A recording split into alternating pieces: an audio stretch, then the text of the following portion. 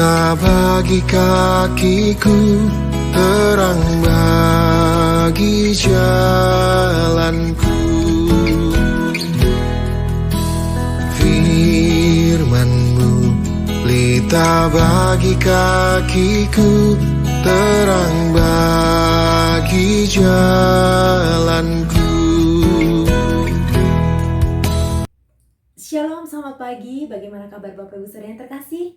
Saya mengucap syukur kepada Tuhan karena Tuhan memberikan kesempatan lagi bagi saya untuk boleh bertemu kembali dengan Bapak Ibu Saudara yang terkasih di renungan pagi kita, Pelita Kehidupan. Kembali kita mau mengawali hari ini dengan merenungkan firman Tuhan yang menjadi kekuatan bagi jiwa kita. Sebelumnya, mari kita bersatu dalam doa.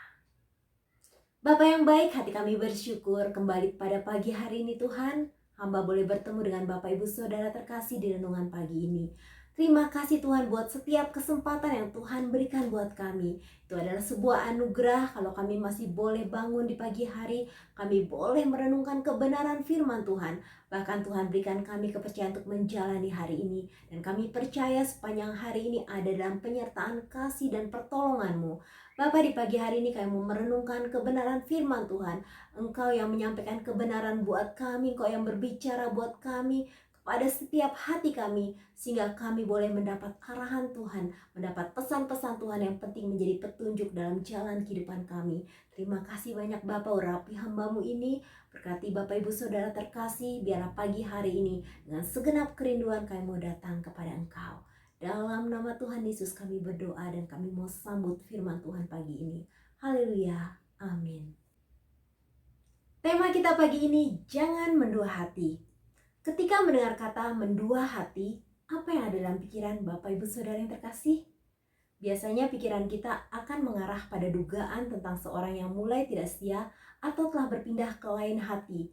Dan kita akan mengaitkan dengan para muda-mudi yang sedang berpacaran, di mana salah satu dari antara mereka mulai tidak setia.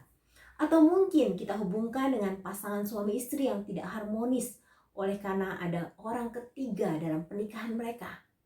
Saya teringat sebuah lagu yang bercerita tentang seorang yang merasa dibohongi karena pasangannya mencintai orang lain, dengan kata lain ia diduakan. Lirik lagu ini mengatakan, katakanlah sekarang bahwa kau tak bahagia, aku punya ragamu tapi tidak hatimu. Kau tak perlu berbohong, kau masih menginginkannya. Ku rela kau dengannya, asalkan kau bahagia. Bapak Ibu Saudara, orang yang pernah mengalaminya pasti akan mengatakan bahwa diduakan itu sangat menyakitkan. Sebuah renungan yang mengangkat tema jangan mendua hati berangkat dari kutipan ayat firman Tuhan dari Yakobus 1 ayat 8. Sebab orang yang mendua hati tidak akan tenang dalam hidupnya. Kita selalu menghubungkan kata mendua hati dengan asmara. Kalau kita hanya mengambil satu bagian ayat ini dan kita lepaskan dari konteksnya untuk kemudian kita gunakan dalam persoalan asmara, maka penafsiran tersebut sepertinya bisa dibenarkan. Namun untuk menafsirkan suatu ayat agar sesuai dengan maksud penulisnya, kita tidak bisa lepaskan dari konteksnya. Walaupun sepertinya ayat ini cocok dikaitkan dengan masalah asmara. Namun kalau dilihat dari konteksnya, kita coba tinjau dari ayat-ayat pendahulunya, maka kita akan menemukan kalimat mendua hati ini berkaitan dengan iman. Penulis mengungkapkan kerinduannya agar kita boleh memiliki perspektif yang benar tentang ujian iman dan kita bisa menang mengatasi pergumulan hidup. Kunci yang mau disampaikan oleh Yakobus sebagai penulis adalah percaya dengan sepenuh hati kepada Allah. Jangan ada keraguan atau kebimbangan. Di dalam Yakobus 1 ayat 6 dikatakan, hendaklah ia memintanya dalam iman dan sama sekali jangan bimbang. Sebab orang yang bimbang sama dengan gelombang laut yang diombang-ambingkan kian kemari oleh angin. Berarti maksud dari penulis berkaitan dengan mendua hati adalah bicara relasi kita dengan Tuhan. Bagaimana hati kita tetap tertuju kepada Tuhan dan tetap percaya. Dalam kehidupan sehari-hari kita pun sering mendua hati. Ternyata ini menjadi kelemahan banyak orang Kristen. Contohnya, ketika menghadapi pencobaan, kita sering salah dalam menentukan pilihan. Di satu sisi, kita sangat mengharapkan pertolongan Tuhan. Tapi di sisi yang lain kita bimbang, apakah Tuhan benar-benar sanggup menolong? apalagi saat kita sudah terpojok dan situasi benar-benar sangat genting. Seringkali dalam situasi ini kita tidak lagi menaruh kepercayaan penuh bahwa Allah akan tetap memegang kendali atas situasi yang sedang kita hadapi. Akhirnya kita mengambil jalan kita sendiri yang kita anggap jalan terbaik sebagai solusi atas masalah hidup kita. Rasul Yakobus memberikan penekanan tentang orang yang mendua hati sebagai orang yang ragu dan tidak sepenuhnya mengandalkan Tuhan dalam hidupnya. Mendua hati artinya adalah ragu-ragu atau bimbang. Mendengar dua kata ini sering kita kompromi dan mengatakan, ragu dan bimbang adalah hal yang manusiawi. Wajar dong kalau kedua hal itu menjadi bagian yang sulit lepas dari kehidupan sehari-hari. Bimbang dan ragu menjadi bukti bahwa manusia itu masih hidup. Tidak akan mungkin kita bisa bebas dari bimbang dan ragu, karena keadaanlah yang membuat kita seperti ini. Bahkan banyak orang yang hidup terus dalam kebimbangan oleh karena pengalaman masa lalu yang buruk. Don't ever look for your past if you can learn from it. And don't worry of your future if it only holding you back from moving forward. Jangan pernah melihat masa lalu jika kamu tidak bisa belajar darinya, dan jangan mengkhawatirkan masa depan jika itu hanya akan menghambatmu untuk maju ke depan. Tanpa disadari, keraguan dan kebimbangan yang terakumulasi dalam diri menyebabkan hal fatal dalam diri seorang. Bahkan hal ini dapat membuat seorang tidak yakin untuk melangkah ke masa depan. Melalui renungan firman Tuhan di pagi ini, marilah kita memeriksa hati kita, apakah kita masih mempunyai sikap mendua hati kepada Tuhan. Firman Tuhan hari ini dengan tegas berkata, sebab orang yang bimbang sama dengan gelombang laut yang diombang-ambingkan kian kemari oleh angin. Orang yang demikian janganlah mengira bahwa dia akan menerima sesuatu dari Tuhan, sebab orang yang mendua hati tidak akan tenang dalam hidupnya. Peringatan penting buat kita adalah hati-hati dengan kebimbangan ataupun keraguan, karena hal ini dapat membuat kita mendua hati. Mendua hati bukanlah hal yang sepele, karena mendua hati orang akhirnya bisa meragukan bahwa Tuhan mampu melakukan hal yang mustahil dalam kehidupannya. Gak yakin bahwa pertolongan Allah akan datang tepat pada waktunya. Bahkan merupakan kejadian, kebaikan-kebaikan yang telah Tuhan lakukan di hari-hari sebelumnya. Menjadi pesimis untuk menyongsong hari esok. Dampak dari mendua hati adalah hidup tidak tenang. Yakobus menggambarkan kehidupan orang itu seperti apa? Seperti gelombang laut yang diombang-ambingkan kian kemari oleh angin. Setiap orang selalu merindukan ketenangan dalam hidupnya. Hal ini pernah diungkapkan oleh Daud di dalam Mazmur 55 ayat 7. Pikirku, sekiranya aku diberi sayap seperti merpati, aku akan terbang dan mencari tempat yang tenang. Bapak Ibu Saudara, pada akhirnya Daud menemukan sebuah jawaban bagaimana ia dapat menemukan ketenangan dalam kehidupannya. Dalam Mazmur 62 ayat 6, Daud berkata, hanya pada Allah saja kiranya aku tenang, sebab daripadanya lah harapanku. Bagaimana mungkin kita bisa mengalami ketenangan kalau kita meragukan Tuhan? Dan tentunya sangat tidak mungkin kita bisa hidup tenang kalau kita berada dalam kebimbangan seakan Tuhan tidak hadir dalam kehidupan kita. Apa kata Alkitab agar kita tidak mendua hati? Hal yang pertama, berpikir dan merespon secara positif terhadap pergumulan hidup yang sedang kita alami. Oleh karena itu, Yakobus menasihatkan kita di dalam Yakobus 1 ayat 2. Saudara-saudaraku, anggaplah sebagai suatu kebahagiaan apabila kamu jatuh ke dalam berbagai-bagai pencobaan. Yang dimaksud oleh Yakobus adalah setiap ujian atau tantangan hidup yang kita alami akan membuat kita semakin dewasa dalam iman, dan bersama Tuhan kita akan melewati semuanya dan kita pasti menang. Hal yang kedua, tetap setia pada proses. Yakobus 1 ayat 3, sebab kamu tahu bahwa ujian terhadap imanmu itu menghasilkan ketekunan.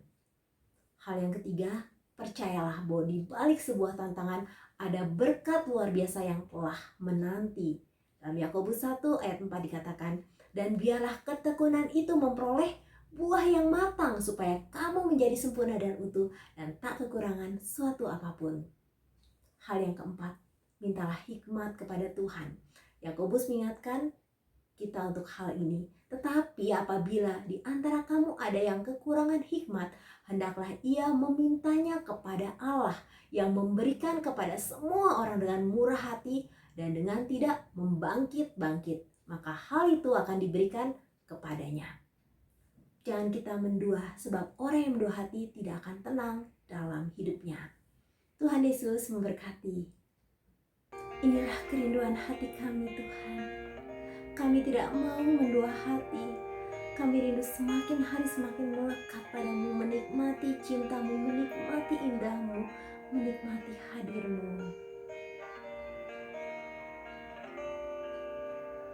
Tuhan, ku mau menyenangkanmu.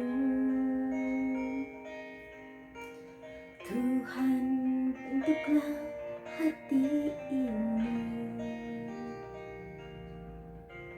jadi bejana untuk hormat-Mu, cemerlang bagai emas murni.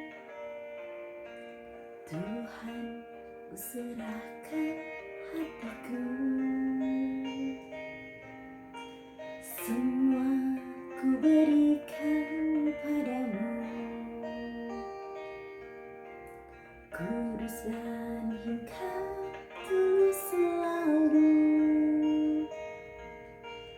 agar aku menyenangkanmu, menyenangkanmu, senangkanmu. Hanya itu kerinduanku, menyenangkanmu, senangkan hatimu. Hanya itu kerinduanku, menyenangkanmu, senangkanmu. Hanya itu kerinduanku, menyenangkanmu, senangkan hatimu. Hanya itu kerinduanku. Tuhan, ku mau menyenangkanmu. Tuhan, bentuklah hati ini jadi bejana untuk hormat-Mu, cemerlang bagai emas murni. Tuhan, ku serahkan hatiku, semua ku berikan padamu. Kudus dan hingga tulus selalu, agar aku menyenangkanmu, menyenangkanmu, senangkanmu. Hanya itu kerinduanku, menyenangkanmu, senangkan hatimu. Hanya itu kerinduanku, menyenangkanmu, senangkanmu. Hanya itu kerinduanku, menyenangkanmu, senangkan hatimu. Hanya itu kerinduanku, hanya itu kerinduanku, hanya itu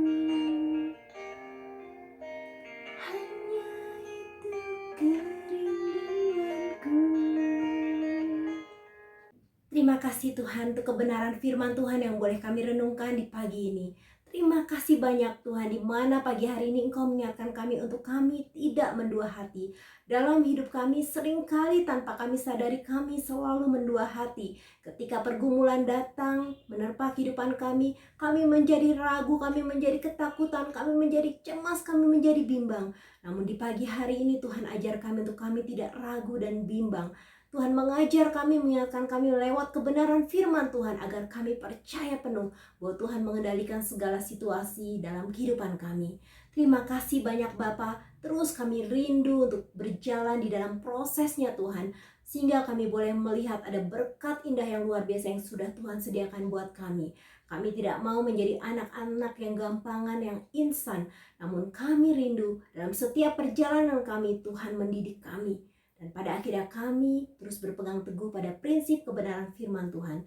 Terima kasih banyak Bapak, berkati Bapak Ibu Saudara terkasih yang pada hari ini akan beraktivitas, akan bekerja, akan sekolah, dan juga melakukan berbagai kegiatan. Kami menyerahkan totalitas hidup kami dalam tangan Tuhan. Dan kami percaya apapun kebutuhan kami pada hari ini Engkau sudah menyediakannya bagi kami. Kami mau melakukan bagian kami dengan sebaik-baiknya dan kami percaya Tuhan, Engkau adalah Jehovah Jireh yang menyediakan segala kebutuhan kami dengan sangat luar biasa. Terima kasih banyak Bapa, dalam nama Tuhan Yesus kami berdoa. Haleluya. Amin.